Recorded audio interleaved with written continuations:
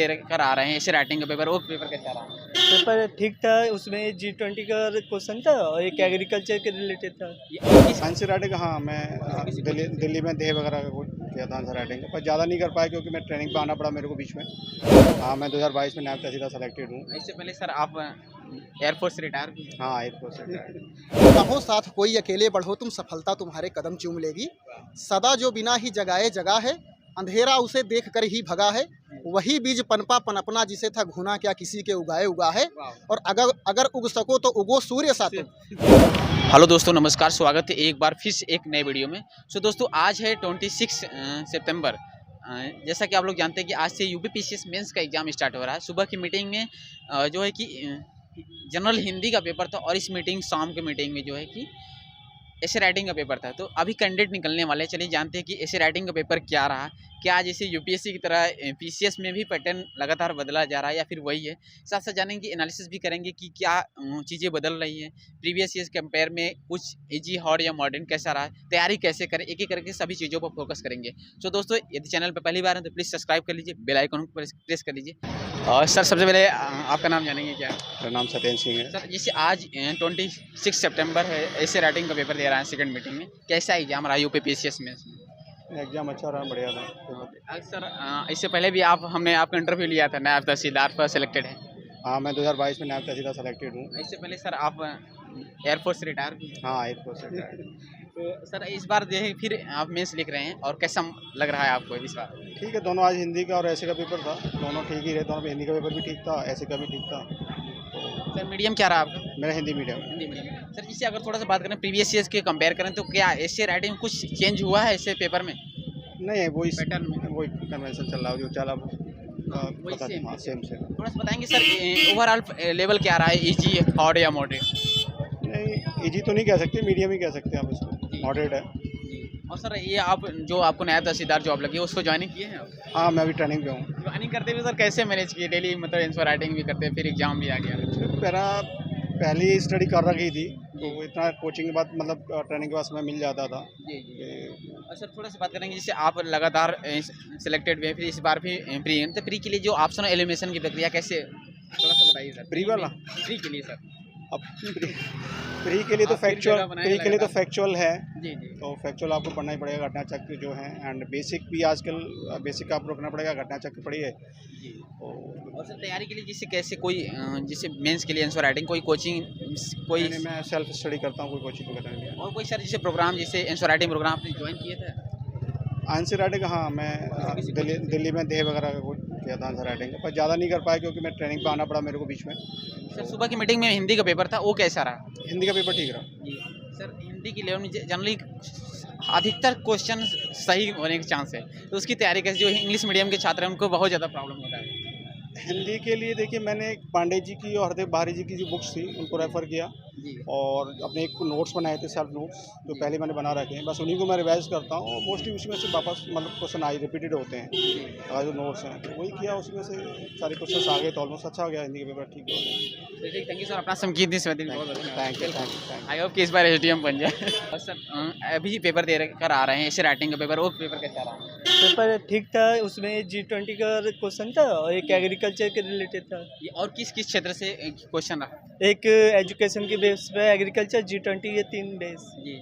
और कुछ UP special से भी क्वेश्चन थे? ना ना ना, जी सर। करंट बेस पर था जी। पूरा। ये आपका मीडियम कौन सा रहा? मेरा हिंदी मीडियम है हाँ, ये और थर्ड अटेम्प्ट है, मेरा सेकंड मेंस है। अच्छा, इससे पहले इंटरव्यू तक दिए हैं? यूपीएससी। करंट में आप कहाँ कोई जॉब कर रहे हैं या तैयारी चल रही है? नहीं, आज तैयारी कर रहा हूँ मैं मुखर्जी नगर। मुखर्जी नगर दिल्ली से रहेगा। तो यूपीएससी का भी मेंस लिखे हैं इस बार? नहीं, इस बार नहीं, इससे पहले लिखा था। जी।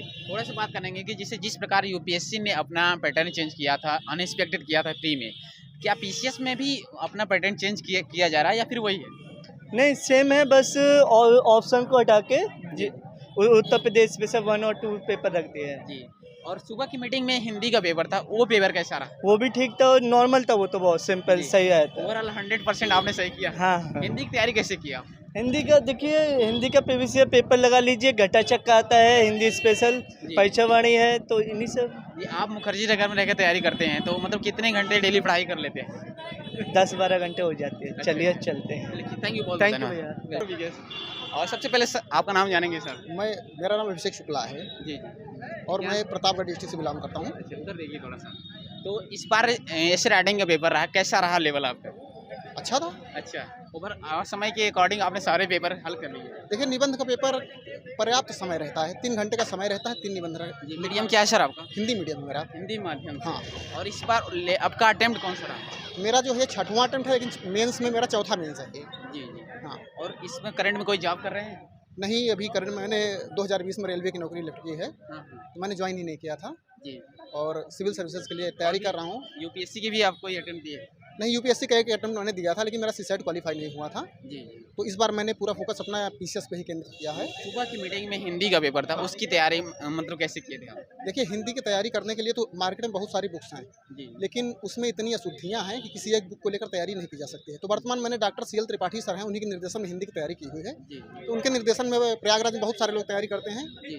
तो मुझे लगता है कि जैसे एसी के लिए तैयारी आपने कोई कोचिंग ज्वाइन किया था ऐसे राइटिंग के लिए, या फिर हाल फिलहाल? देखिए, मैंने अपनी तैयारी के लिए अभी तक कोई भी किसी भी कोचिंग का सहारा नहीं लिया है।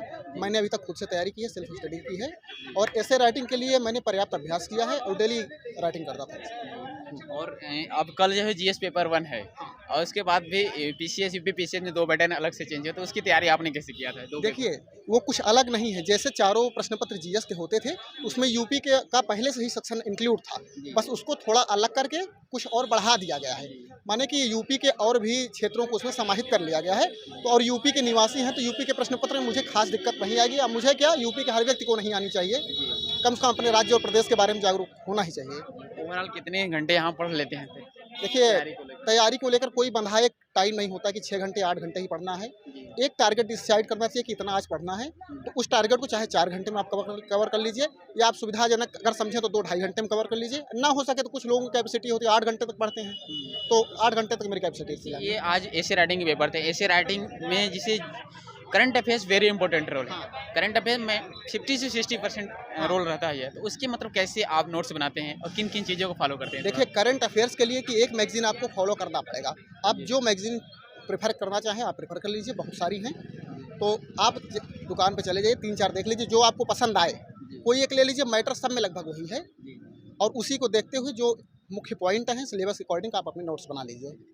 बस वो जो है महत्वपूर्ण रहेगा आपके लिए। थैंक यू सर, समय देने के लिए बहुत बहुत धन्यवाद। अंत में एक चीज़ और कहना चाहूँगा कि न हो साथ कोई, अकेले बढ़ो तुम, सफलता तुम्हारे कदम चूम लेगी। सदा जो बिना ही जगाए जगा है, अंधेरा उसे देख कर ही भगा है। वही बीज पनपा पनपना, जिसे था घुना क्या किसी के उगाए उगा है।